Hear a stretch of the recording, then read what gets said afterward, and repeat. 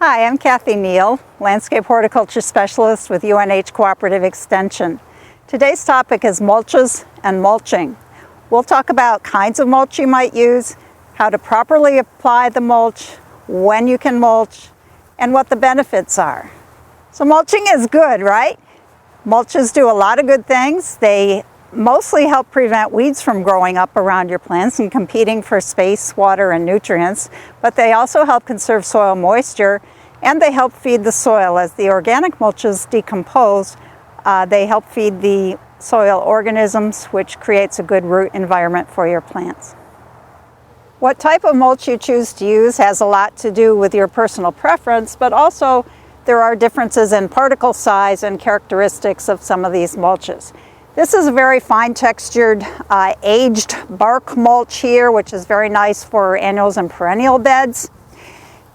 You can also get a very coarse textured mulch, such as these utility wood chips. These are great for trees and shrubs where perhaps appearance isn't quite as important. We have two examples of bagged mulches here. The dark brown is a shredded cedar mulch. You can see that that wood has passed through a shredder and given it this nice texture through which water will pass quickly and not stay saturated and encourage root growth up into it, which we don't want. The red mulch is usually made from something like ground pallet wood and then sprayed with a colorant to give it this red color. And it usually has a very short life because it is softwood. It breaks down very, very quickly, and you'll have to renew that mulch sooner than some of these other ones. When figuring how much mulch to buy, you have to estimate the size of the area to be mulched. A 3 cubic foot bag of mulch will cover 12 square feet of area, or enough for a tree circle 6 to 8 feet in diameter. A full-size pickup truck holds about 2.5 cubic yards of mulch if it's filled all the way full, enough to mulch about 300 square feet of area. You can also find mulch calculators online simply by searching for mulch calculators. Today I'm going to be replenishing the layer of old mulch around this gorgeous planting of winterberry. You can see that the old wood chips have degraded and decomposed, and there's a lot of roots starting to grow up into this area. We don't want to remove the old mulch, however, because of those roots. We're just going to add a thin layer of new mulch to replenish it and make it look nice. I'm going to check my mulch depth again and make sure that it's not too deep.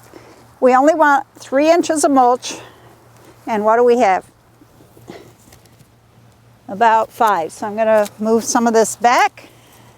Mulch can be applied at any time of year, but is most often done in the spring when people are cleaning up and planting new plants after the ground thaws and before weeds start to germinate. And recheck it. So if you don't have a ruler, most people's hands, their fingers are about 3 inches long, so that would be the proper depth. The other thing to do at the end is pull back the mulch from the trunk of the tree or shrub, or if you have smaller plants, around the crown of the plants. You don't want to keep the base of the plant too moist, or you'll encourage diseases, fungi, even insects, and in the winter, rodents along there. So pull the mulch back so you can see the soil. So as we're finishing up mulching this winterberry, notice that we have mulched the entire bed instead of individual plants. That makes our maintenance easier for weeding later on, and it also makes it look very nice. You can also use pine needles, leaves, or straw for mulching. These are more appropriate for mulching your vegetable garden where you don't mind if the product breaks down very quickly, or mulching a new planting, especially from seed. So if you start a lawn from seed, or in this case a wildflower meadows from seed, you put a light layer of mulch on it to help conserve soil moisture while that seed is germinating. Sometimes you'll see rocks or other inorganic materials used as mulch. Unless you have a personal preference for the way this looks, consider that your plants will be happier if you use an organic material that slowly breaks down and contributes to soil quality. This is a good example of why we don't recommend putting landscape fabric underneath your layer of mulch. As the mulch has decomposed, the weeds have taken hold here on top of the landscape fabric and made quite a mess. So we're going to fix that today by ripping out the landscape fabric and remulching it properly.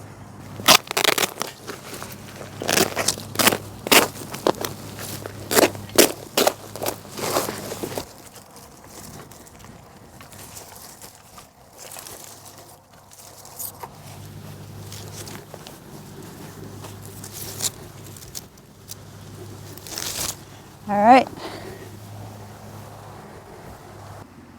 So mulching is one of the best things you can do for your plant, or one of the worst things you can do to your plant if you don't do it properly. In this case, this is called a volcano mulch, and you see this quite commonly where mulch is piled up as much as a foot or even 2 foot deep around the base of a tree. That's very harmful to the plant because it keeps the base of the trunk wet, encourages diseases, insects, and even rodents. It also can keep the soil too wet underneath it so that the roots can't get oxygen, and yes, roots do need oxygen. If we took the same amount of mulch and spread it wide instead of deep, it would be perfect. So we don't need more mulch to mulch properly, we just need to distribute it in a 3-inch layer, and the wider you can mulch, the better. Mulching through the drip line of a tree is a good practice. Even pulling that back away from the trunk to let that bark dry out at the base. There.